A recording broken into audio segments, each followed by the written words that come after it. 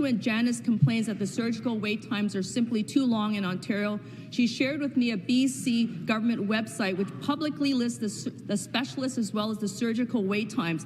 Very convenient tool. Since the Premier won't keep his promise to eliminate surgical backlogs 5 years after he was elected to do so, will he at least do the very minimum, which is to create a surgical wait time portal for Ontario patients, just like the one that the BC government has created for their residents?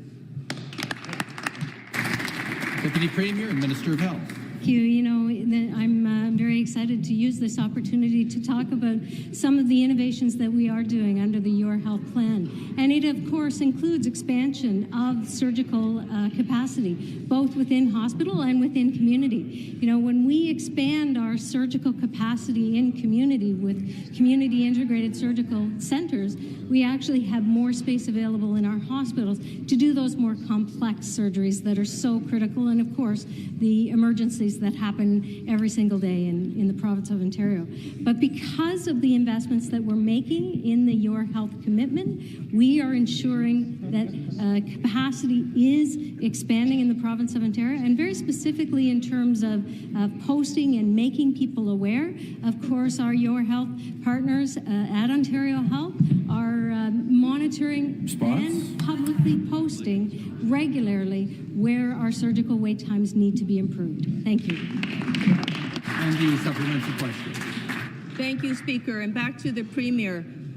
I'm hearing a lot about the innovation that's coming from this province and this particular government, but we're not seeing the results on the ground. And unfortunately, surgical wait times are now longer than ever before. So let me just rephrase this. The BC NDP government has created a central system for faster referrals. Their constituents, their residents can go right online and see exactly what they need to see and get that information in a timely fashion. This Conservative government has scrapped the local health integration networks on the eve of a global health pandemic. And under this government, there's now more private for-profit companies charging for similar services. Speaker, this is a disaster for Ontarians. Why does this government insist on making healthcare worse and more expensive for Ontario residents? Thank you. Minister of Health. The facts are, Speaker, that Ontario leads Canada in our surgical wait times. We actually have the best, the shortest wait times in all of Canada. That doesn't mean we can't be better, and we will get better as we expand our integrated community surgical centers.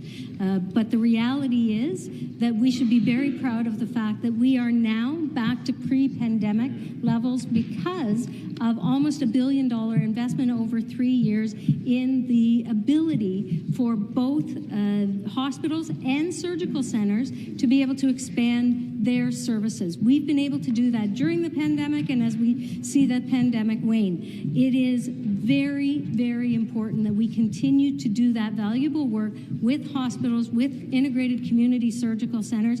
We will do it. We've laid it out with Bill 60 and the Your Health Plan, and we are getting it done. Thank you.